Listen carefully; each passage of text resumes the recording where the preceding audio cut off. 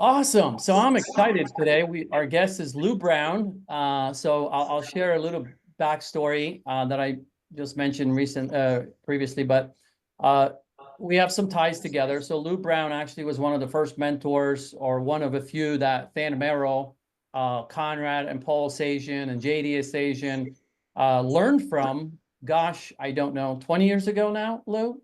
Yeah, baby. Over 20 years. Over 20 years. Actually. It's been a while. So, and he still is running in the same in the circles of educators, of investors, of just he's out there networking, and we run into each other in Florida at different events recently that he goes to usually once a year that I go to. So it's cool. It's cool to just see people last that long, because I can tell you not many do. Not many do, for one reason or another, right? Either they get burnt out, or they lose a ton of money, or who knows, partnerships go sour. So there's a handful that do good work, ethical work, and they last like Lou, right? And that brings me to maybe a little bit about Lou that I know. He's a real estate investor, of course, author, trainer. He's been doing this, guys, for only 40 years. That's it. 40 years. He's a creator of the Street Smart System and certified affordable housing provider program, which I want to ask you later, and I'm sure we're going to unpack the difference between the two. But most importantly, I would say he's known as the Godfather of creative real estate. So, welcome, Lou, and Yeah. anything you want to share to start?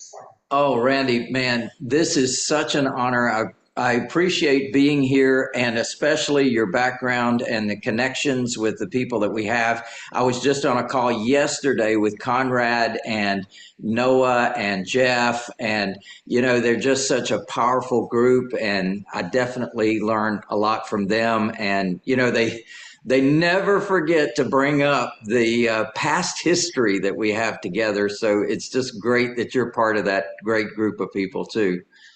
Oh, how funny that you just talked to them. That's Yeah, incredible. I just talked to him yesterday. Yeah, yeah, it was fun. That's But it's been a fun journey. I've been buying, selling, and holding property now since I was 18 years old. I put my first property under contract right before my birthday, right before my 19th birthday. It's the first house I ever lived in. And because my mother was a war bride, she came over on the Queen Mary, so from World War II, right? And when she got here, she found out her husband was an alcoholic and an abuser.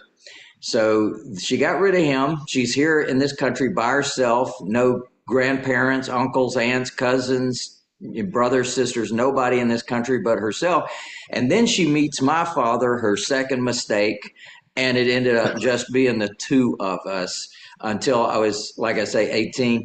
And I bought my first house at that time by taking over the existing financing. So something that you guys probably talk a lot about, subject to buying property subject to the existing financing. Well, I was a kind of an originator of that concept because back in the day, you could buy a house for $45. It was all on the table. You could just come in, pay $45, take over the existing financing on the property. It was so awesome. That's how I bought my first house, second house, third house, and so on. And then, of course, the Garn St. Germain Act came in 1982, and all of a sudden they took that away from us. And I said, well, maybe there's more to the story. And I got into that actual law. And this is, 43 years ago, I got into the law and actually found the exception. And the exception is when someone places their property in trust, essentially for estate planning purposes, the lender is prohibited from calling the loan due. So that was my aha moment in 1982 that I could still continue to buy properties, taking over the existing financing. Always had to do was figure out what a trust was. And figure out what to do with a trust at that point. So I definitely became an expert on trusts, land trusts, personal property trusts. I looked at all the different kinds of trusts out there, which there's over 30. But I became an expert on that particular type of trust because I realized that that was the best, most flexible place that we could be in taking over existing financing. So that gives you a little bit of my background on how I got started taking over existing financing. And fast forward to today, I've never been to a bank. I've never qualified for a loan on a single family or small multifamily property. So I love Really? teaching people about that, and I love teaching people about staying out of banks and doing things creatively and in a different way than maybe you've done things in the past. Because most people I talk to have been to the bank, they have qualified for a loan, they have purchased properties that way.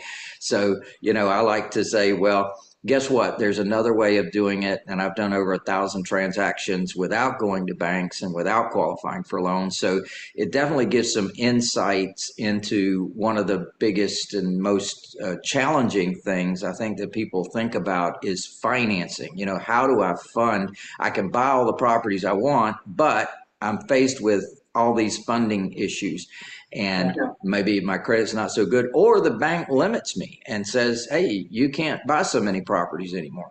And so I figured out that that's just not true. And if you can open your mind and open your eyes long enough and open your ears long enough, you're going to learn that there's another way to do things.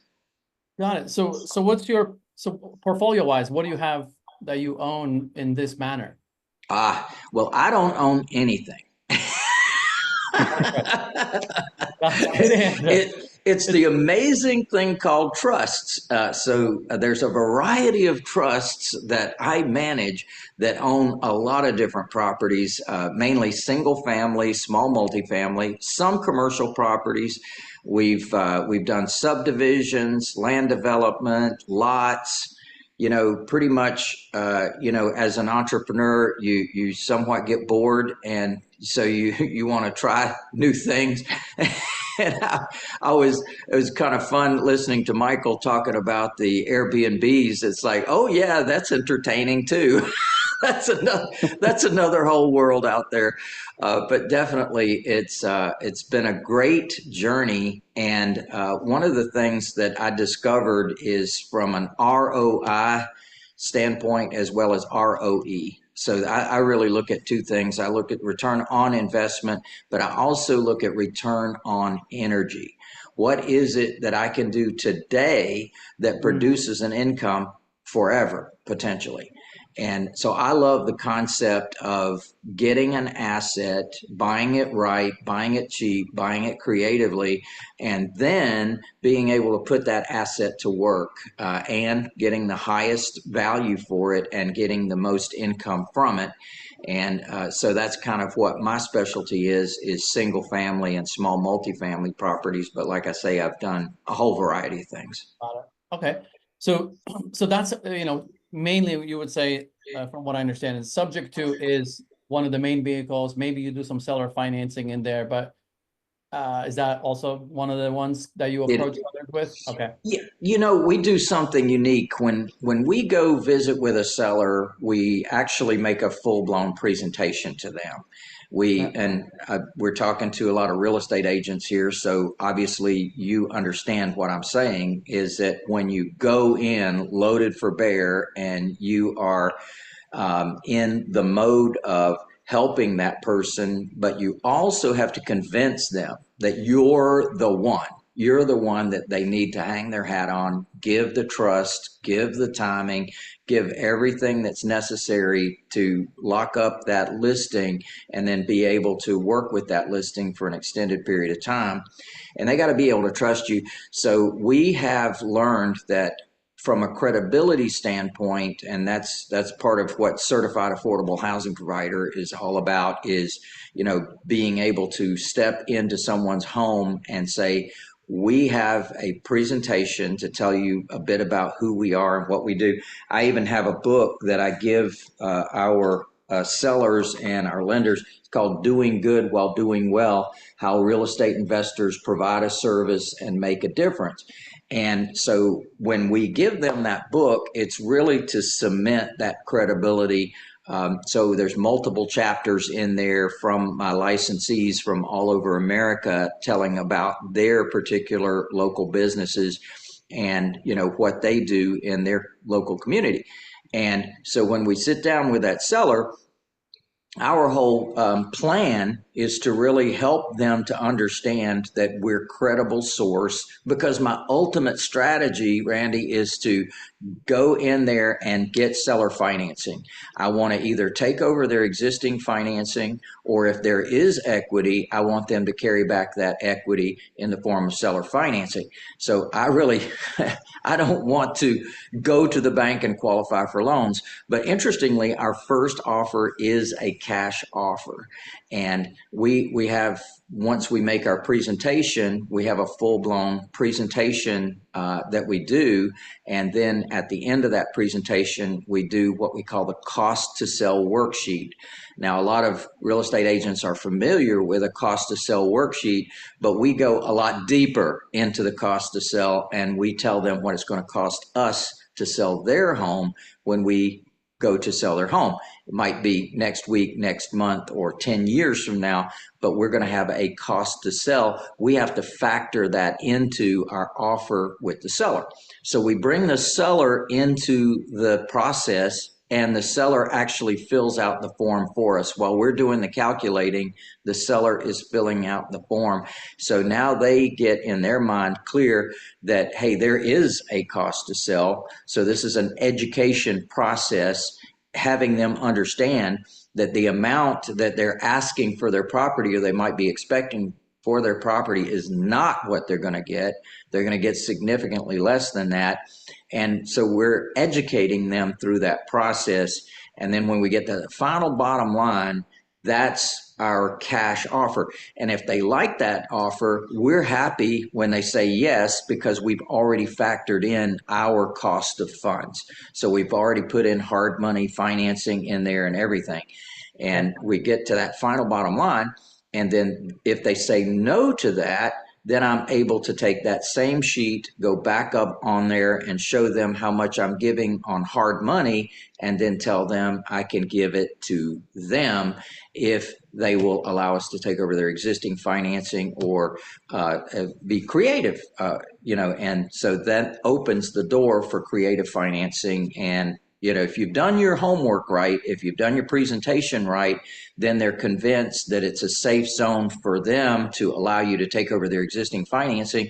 And they win, because they're actually getting more for their property than they would get on the cash offer. Yeah, got it. Yeah, and our audience is agents, like you mentioned, that wants to work with investors, and then also investors out there as well. So we have a mix on here. So Love it. Everyone that's listening, either now live or later, is to think about it from that perspective. If you're an investor approaching a seller, right, thinking about what Lou just mentioned. But if you're an agent working with an investor, how can you equip yourself better to represent an investor that maybe is interested in having these creative options, right, and get more deals? Because we do know, and I know this, Lou, for a fact, right? I've been an investor myself for many years. The cash offer gets accepted very little times, right? So if you go to maybe 10, 15 appointments, maybe one will get looked at and accepted as a cash offer. The other ones usually get listed unless a creative opportunity gets presented to them. I can tell you, most investors do not present anything else. They just present the cash offer, and then the seller says, heck no, you are crazy. No way, right? Then they get all upset sometimes. And then guess what? There's a realtor right behind them, and then talks down badly about this investor. Oh yeah, they try to rob you. And then without knowing the context, and then they want the listing, and they list it on the open market, right? And if they only knew, meaning the seller, that there's another way of doing it where they could have less headaches, more money, right, by going creative, they probably would have taken that offer, right? You're so right, Randy. That is one of the distinctions. Once they're educated on the fact that there is a cost to sell, once they understand that, and they buy into all these numbers too. It's not like us just shelling out numbers that we're forcing it on them. They're actually agreeing that these are the numbers, and they're the ones actually writing it in. So again, it's a psychological thing where they're actually seeing themselves write these numbers in. And then at the end of the presentation, I say, would you agree that many of these would be your expenses as well when you sell the property? So they agree. So when we get down to that number, it's not such a shocking number because there's real cost to sell involved. And it does depend on what area of the country you're in, how active that market is. As you know, the market's in somewhat of a turmoil now, Yep. depending on where you are in the country. And so those are factors that actually play in our favor right now. So I love it when the market's in turmoil. I think it's the Oh yeah. best thing ever. Oh yeah, totally. Sellers are desperate and they're looking for opportunities, and it's it's it's just crazy. There's just so many, even, not just investors but agents, they're just undereducated about all these options that a seller might have. One of the other ones that sellers are undereducated about is assumable loans, right? There's so many sellers out there sitting on incredible loans with low interest rates, and the listing agents have no clue to even ask their own client, hey, what kind of loan do you have? Maybe you have a VA or FHA loan. And if they did, they could have marketed that property with that low rate and attract a lot more buyers to the property. And Yeah. I can tell you every day I find what property on the MLS, because I can look up the loan and I find that they have a VA or FHA loan with a low interest rate and it's not being marketed by the realtor. I was like, that's a huge lost opportunity for that seller. It's So, so true. and it's the same with what you're doing, because assuming someone's loan is very similar. There's obviously big differences. So maybe define it. Assuming a loan is taking over the exact loan that's in place at the current at the closing table. So you're taking over that interest rate, the years remaining, the monthly payment, everything. And the biggest difference is the seller gets fully released from the liability of that loan, right? In an assumption. In a subject to, that loan stays in the seller's name. They remain the borrower, but then Lou and his company, really the trust, takes over the management of that asset and then also be responsible for paying that loan. However, this is the big thing that people, would knock subject to over. What happens, Lou, when an investor like yourself gets in trouble and stops paying that mortgage? Oh, that's a terrible thing, and definitely something I warn my people against. If you ever get in trouble, come see Lou. I say, don't. A loan is a terrible thing to waste, and when you've got a good interest rate, you've got equity in the property. The last thing you want to do is get behind in that payment. In fact, make those subject to payments first before you even make your own home mortgage payment. Because it is gold. It's a gift from God. It is something that you need to treasure and hold dear, because that seller trusted you to take over those payments. That seller trusted you to make those payments, and you need to be highly responsible to that very thing. And it makes me think about the house that I'm actually at, my Florida house right now. This is kind of reflecting right now, but this is on the water, and I bought this beautiful house just last September, subject to the existing loan. And it was a wholesaler that actually got the deal, and he thought he was going to flip it, and he thought he was going to do it as a subject to. And the interesting thing was, he got right to the end of the contract and he couldn't come up with the cash needed. So he contacted me. He says, Lou, I'm about to lose this deal. Do you have any interest in it? I said, maybe, maybe for me. And so we ended up taking over this existing, 3.75% interest rate. And yeah, it was 60 grand down, but we were able to take over a good loan on the property, and great neighborhood and the whole bit. So sellers will do things when they're offered things in the right way, and there's something in it for them. So yeah, sellers can have that concern, but depending on how much down payment you're going to need. So in other words, to either reinstate the loan or pay the seller for their equity, then they see that there's not a lot of risk on their side because you're putting so much money into it. Okay, got it. So you're creating that position of equity for them that, um, got it. And then, so then, And now another point, Randy, on that is that we do explain to them that the property is being purchased by a trust, so that if anything were to happen to me, the trust is going to carry on. The trust is going to continue to make the payments. The trust is going to continue to collect the rents from whomever might be renting the property and make the payments, property taxes, insurance, and underlying mortgage, making sure all of that gets done.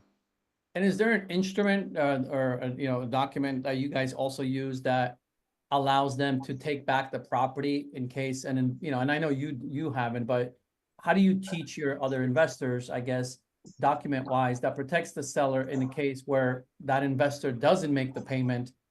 Is there a document that allows them to take the property back? Is that, because I've We never done subject to, so I'm green about Oh the yeah, details baby. of it. Let's go. this is good stuff.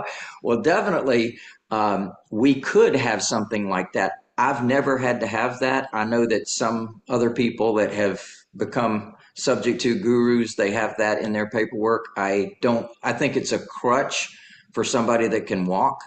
It's a crutch that's not needed. Um, and is it something that I could give someone if they said, I'm not going to do this? Here's what I do in situations like this. I do an agreement for deed. I let the seller keep their deed, and I say, we're going to put that deed in escrow. And as long as I make the payments, say for the next 6 months, and I do everything the way I said I was going to do it, then I can get the deed at that time. Would that work for you? And so that's a backup plan rather than giving them something where they could take it back. And to be honest with you, I think if it got in the right court in front of the right judge with the right attorney, I think they could call that a financing transaction rather than a protection for the seller. And I definitely don't want this to be called a financing transaction. So the way I look at it is no, get the deed in trust, and give a protection to the seller, just more of a comfort level. But I will go back to, if you've done your job correctly, you've made the presentation in the right way, you've got the right credibility, then the seller has every reason to cooperate. Got it. So where do you mainly invest, or where do you like to invest to look for these type of opportunities? We are mainly in the Atlanta, Georgia area, but I do have licensees of my system in all 50 states. And many times I'm a partner, we provide funding, we do a lot of things. So we're actually in multiple states, but our headquarters, so to speak, is in Atlanta. Okay, got it. So let's unpack that. So what do you mean by licensees? Like what does that program look like? So in our world, what we're very holistic in what we do and how we do it. We, as you know, we have a very comprehensive training program as well as our documentation, and that's what I've been known for in the industry forever. Is the best documents on the planet, and so I'm proud. I'm proud to accept that. I'm proud to be called that. Good. And Yeah. it's because a lot of people have used us as the staple to their business, and it's been wonderful. And in that journey, along the way, I was granularly building my business, and one of the things that was missing was a brand. And without becoming something like a Homevestors, which is a whole other business model other than what we do. They flip their properties very quickly. That is their business model, and that's how they get paid as a franchise. And I said, no, I really don't like that. That's not what I do. I believe in buy, hold, sell. And in fact, that's the name of my Amazon bestseller, is buy, wholesale. And so we believe in the concept of, if you buy it right, if you buy it cheap, if you buy it with the right financing in place, then you can hold it for an extended period of time. You can make a lot of money off of it. And I'm not talking about a little bit of money, I'm talking about a lot of money. And you can end up being the bank for the customer that's moving into the property. So we offer to the public, when they are joining us, we offer the path to home ownership, where we help deserving families end up with home ownership regardless of credit or financial background. So as a result of that, we're able to attract people that have a nice down payments and can afford the monthly payment. And as a result of, kind of finding our customer first and then finding the property for the customer, we're able to make that spread. And the spread is remarkable over time because of that spread between the interest rate and the payment that you're making on the underlying financing and what you're receiving from your customer that's moving in. On Wall Street, they call it arbitrage. And I've built my business around that, and I've helped a lot of people build businesses all across the country doing exactly the same thing. So it's a long-term plan. It's not a short-term flip and run type thing. We plan to not only get these customers, but to have these customers for an extended period of time. And it's the same way with my licensees. They get with us, they stick with us, they learn what we're doing, how we're doing it. We actually provide our brand to our licensees. So then they have to go through 6 days of training, they have to go through a test, and they have to become certified. And then once they're certified affordable housing providers, and now they can go into the marketplace. And it's been a cool journey for about the last 14 years of putting all of that together, and then having licensees adopt that and adapt that to what they're doing. So we do have a lot of real estate agents, for example, that add this to what they're already doing, and they're able to pick up all the scraps, which means all the leftovers, which means all the people that can't qualify for a loan, which all real estate agents have them. And so yeah, we're able to take those and monetize those customers. So it's a wonderful marriage between real estate agents and real estate investing.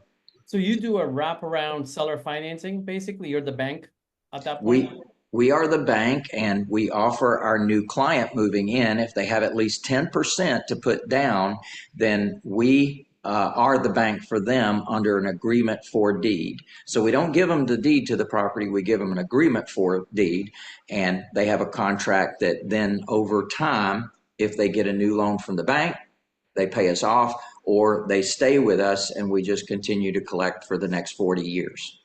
Okay, so in that case, the agreement for deed stays in escrow for as long as until you get paid off with a refinance or a sale. That's correct. That's correct. So our buyer, we're happy for them to be able to pay us off whenever.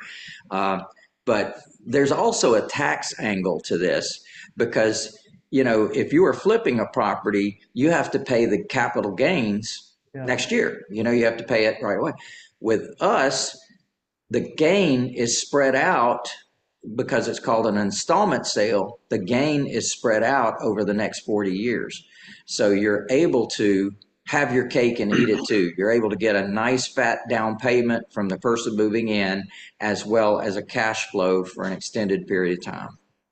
Got it. So can any buyer find these properties? Like if I'm a buyer or I have a buyer, I'm an agent working with buyers, can I come to you, or do I need to go through your program? How do I get access to, let's say, the inventory that maybe your licensees might have in different states? They do. They have, in fact, we've got a Facebook group, and licensees from all over post properties there, and we like each other. So my licensees are independently owned and operated businesses. So we're not a part of their business, but we do provide the support, the tools, the training, the technology, and the team. We provide all of that to them, and then they go about finding the customers and the properties, and then we support them in that whole process.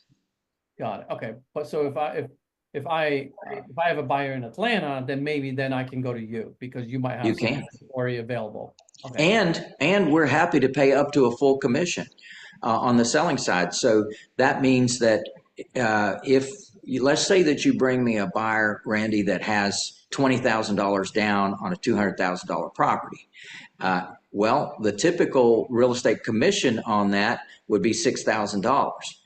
We're going to pay 20% of the money at the table up to that $6,000. And that helps the agent to turn a dead lead into income, because we all know what are you going to do with the lead if you can't sell them a house and you can't have a closing, you can't make any money. Well, you can make money with us. Got it. Okay, cool. Eric, I know I've been kind of firing off questions, and Lou, he's my business partner.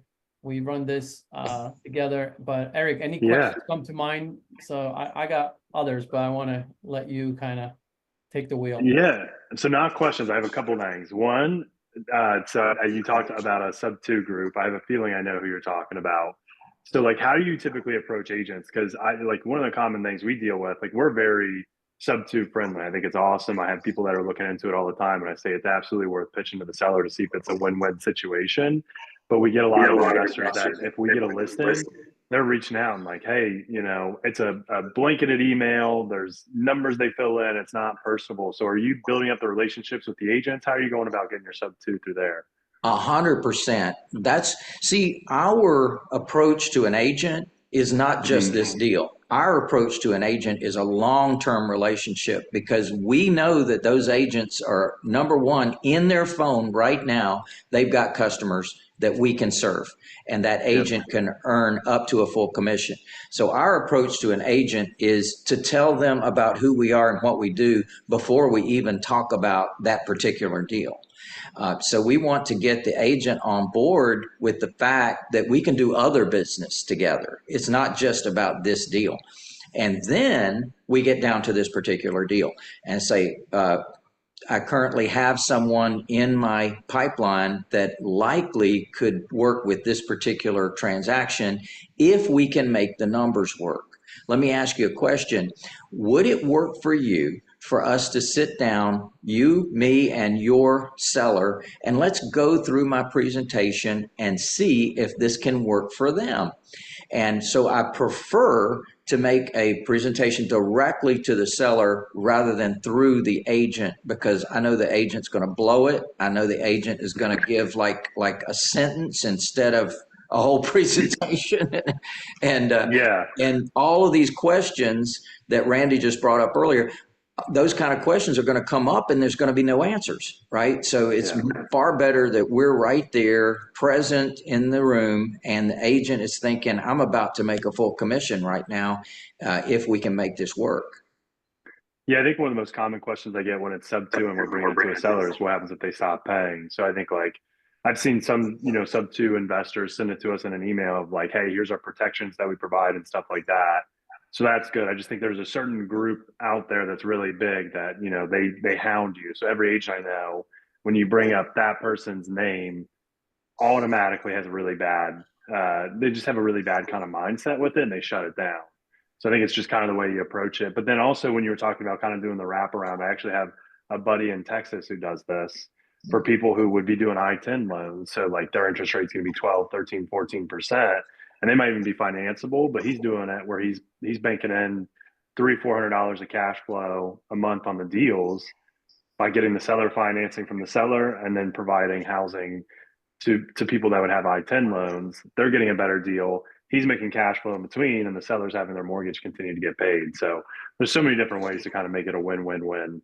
Well, Eric, you put your finger right on it. That is exactly what we're up to. And In fact, we're working in Texas right now. We're putting together a 465 lot subdivision where we're literally going to build the houses for the Path to Home Ownership program.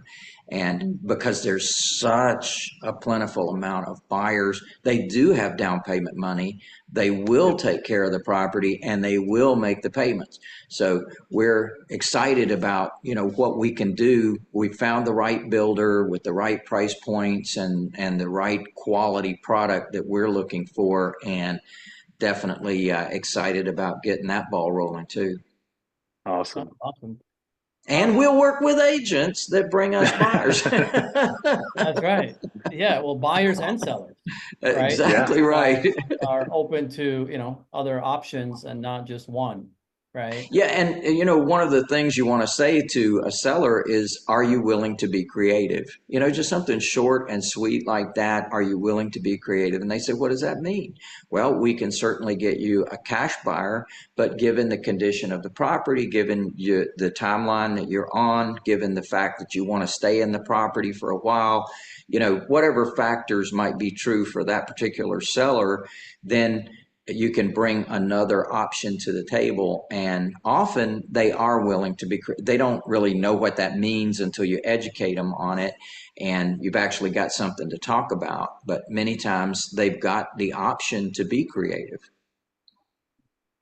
That's awesome. So what's the difference between your Street Smart system and the Certified Affordable Housing Provider program? Right. So Street Smart Systems is the name of our education company, and that's been in business since 1992. So we've been around for a while, and it is Street Smart that has the certified affordable housing providers from all over the country. Got it. Okay, cool. So if someone wants to really get into, learning more about creative financing, especially, subject to and then leveraging land trusts to overcome the big objection of, the bank calling the loan due, right? All that. Where would you tell someone to start? Obviously learning from you is one. Is there any other you recommend just as a beginner? I do. I have a book where it took me 10 years, Randy, to write this book. But I have a book. It's called Buy, Hold, Sell. And I give people a coupon, be able to access it. But it's Street Smart, StreetSmartWiz, WIZ.com /BHS book. Just BHS book. Yeah, I'll give it to you. And what that does is give them an extra coupon off so they can be able to access it without having to buy it. But it's also available on Amazon.com, international bestseller, all that sort of thing. But I love for people to, delve into the business model from a book, because there's a lot more detail, obviously, that we can get into in a book than this conversation. But we do have a website called streetsmartinvestor.com, and we have a separate website that's called certifiedaffordablehousingprovider.com. So that gives people some insight into a little bit more about who we are and what we do. And then we do have a training. It's almost free. It's $99. It's called Millionaire Jumpstart.com, millionairejumpstart.com. I've been doing that for over 20 years, and obviously we update it every cycle and every few months, because I give it about once every 3 months. It's a 3-day training on buying, holding, and selling, and trusts too. I do talk about land trusts and personal property trusts and all that good stuff. Is this one of them right here? Yeah, baby. That's right. Certified affordable housing provider. Okay, and what was the other thing you said? The Street Smart, Street Smart. StreetSmartInvestor.com. There you go. StreetSmartInvestor.com. So this is another website. Okay. Yeah. I just want to give your resources in the chat, so if anybody wants to play around and fantastic. And then what was the coupon thing you were saying? Smart? Oh, the coupon thing is streetsmartwiz.com, W-I-Z. And that W-I-Z. Oh. There you go. There you go. .com/BHS book. BHS book. Yeah. Let's see if that works. There you go. Okay. And so there is where they can get the 250-page book that really gets a lot of detail in what we do. Like I say, I call it cash now, cash flow, and cash forever. And if you love the idea of cash flow, that's really what our model is. I say that everybody's bills come due every month, and therefore you should have a foundation of income on a monthly basis to be able to pay all your bills. And so when you put these little soldiers to work, and I say they get up and go to work so you don't have to. So basically, you've got these wonderful people occupying the properties. They didn't have an opportunity to buy a property before. Now you've provided them with that opportunity. You've changed their lives, and it's a really powerful thing. It's a personal thing too, where you're making a difference in other people's lives by offering them this opportunity. So you get to see families. Quick story. So I got this one woman. She joined our program, meaning she became a path to home ownership client, and she has 9 daughters. And this is a true story, absolutely true. And their names each begin with P. Porsche, and every one of the daughters begins with a P. So now I have 4 daughters, each in their own home at this point. And the mother's goal is that all 9 daughters are going to get a home from us, and they're all going to have their own path to home ownership. So it's very fulfilling. It's very fulfilling stuff. And that's in Atlanta? It is in Atlanta. Yeah. Got it. And in fact, I got another one for you, Randy. It's path2ownership.com/1000 homes. Take a look at that. That is very inspiring for people to see, what a difference you're making in other people's lives, and, being a change to the planet rather than just a taker, but also a giver, and, providing a service. So real estate agents love this too, because they're running into people all the time that they can't help. And they say, well, gosh, I have another way that I can help you, Got it. As we get close to top of the hour, I would love to open it up for questions. You got somebody that's been doing this, I said 40, but it's probably closer to 50 now. Yes, sir. So I say 40 plus now. yeah, 40 plus. Let's not round it up to 50. But any questions while we have, such an incredible investor with us with so much knowledge here? Unmute yourself. Go ahead. Ask Lou whatever you would like. Michael, you put in the chat that you bought a house subject to. Where did you buy that one? 4.65? That's in Wasilla, Alaska, which is about an hour north of Anchorage. So let's call it the Valley, Matanuska, Susitna. So it's got a couple towns, which I do more of my Alaska stuff is up there than Anchorage itself.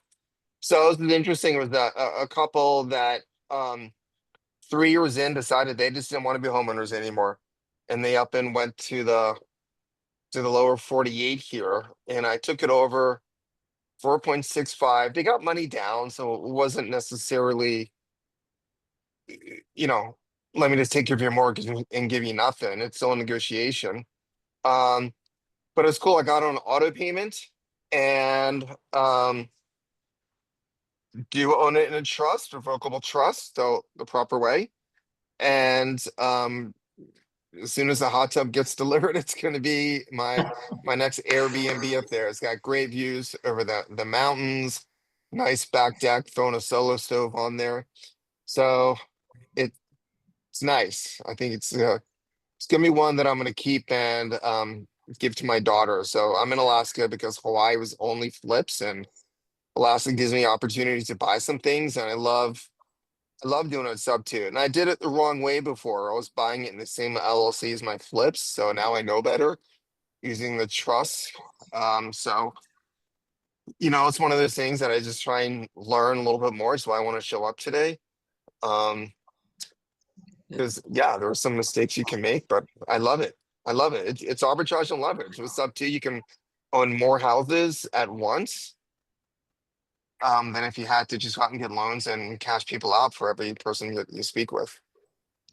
You know, Michael, you bring up a good point too. When you're able to take over existing financing, you don't have to put up your personal credit. You know, when you're signing on mortgages, you're personally responsible for that. They get that personal guarantee, and you know, your limitations are significant. And you know, I've been around long enough to see the market go up, down, and sideways multiple times. This is my sixth cycle, and definitely when that happens, that is when people get taken out of the game. Randy said it earlier, you know, there's a lot of guys that haven't survived, and what is it that made you survive? And one of the things that we do is this very thing, where we're not putting our name on the line, so to speak.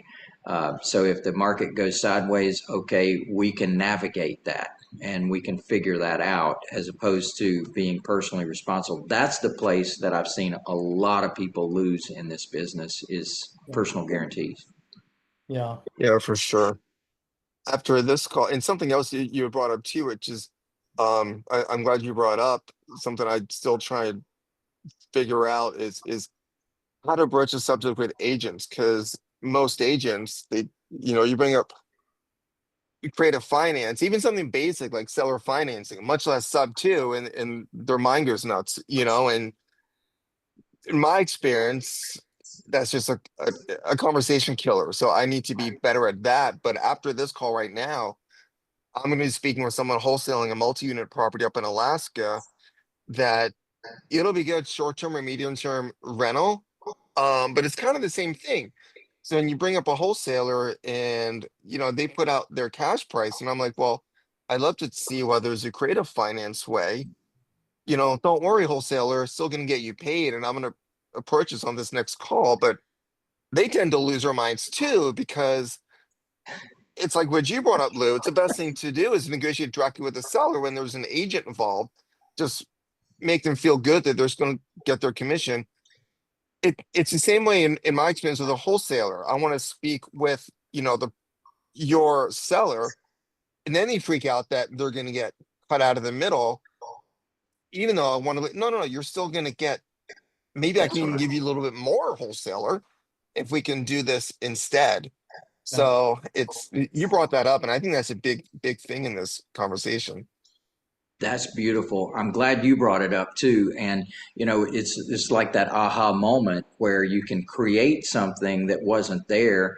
And you know, that's been my experience too. Is wholesalers stand up and walk out after they made that cash offer, and I'm saying that's when I get started. You know, I got 37 offers to make after that one. So and I got like 37 different ways that we structure transactions, and cash is only one of those. So that's where I get started, and now we can be very creative after that. So very good point, Michael. A little tip for you guys. If you go to a website called propwire.com, you can put in any address and you'll be able to see what kind of loan is on that property. So Michael, to your point, let's say a wholesaler is, putting a deal in front of you, take that address, put it right in propwire.com, see if it's if it's got a VA, FHA, or conventional, what kind, and it gives you the approximate interest rate based on the recording date of that loan, right? Because that's not hard to figure out for a computer, right? Record date, what was the interest rate at that time? Boom. And it's very close. It's like within small little percentages of an interest rate that it gets close to, maybe quarter, up or down. But I use that all the time. That's how I check listings in my area that, might hit my client's criteria, but I know they can't get a loan for 7%. Like they just can't. So I pop it in PropWire. I'm like, oh, it's an FHA at 3.5%. Okay, I'm calling the listing agent. Yes. Right. That's good. That's good. Perfect. The great share. And there's so many great tools that are available out there. You know, when we talk about me being in the business as long as I have been, You know, you used to have to get in the car and go to the courthouse and look things up. You guys have no idea what a paved road you've got, how easy this business is compared to what it used to be. Yeah, absolutely. Well, Lou, thank you. We are past our time. I want to respect everybody's time and yours, Lou. And I appreciate you getting on and sharing your experience of so many years. And I actually got to get that book myself because Yeah, baby. I want to buy a property with creative financing for my family now, you know, in Florida too. So Wait till I teach you about $10 houses. That's another whole world. We don't have time for today, but that's what I want you to get as a $10 house. look at you leaving me with a teaser like this. Come on, Lou. Now I have to get your book. All right. All right. No, thanks, man. We appreciate you. I know we can talk for a long time, just like we did on your podcast a couple of months ago, I guess it was. But I Yes, appreciate sir. it. And Eric, any final words? No, I think this is awesome, and the more tools you have in your tool bag, the more successful you can be. So I love stuff like this, and everybody keep an open mind when it comes to anything creative. Amen. Awesome. Amen. Good Thanks, stuff. Thank you everybody. so much for having me, Randy. Y'all take Yeah. care. Great meeting you. Yes, Lou. Thank you. Thank you. I'll send you Nice the meeting you. info Thank once you. it's up. Thank you. Fantastic. Thank All you. right. See you soon. Bye. Yeah, baby. Yeah, Thank baby. you.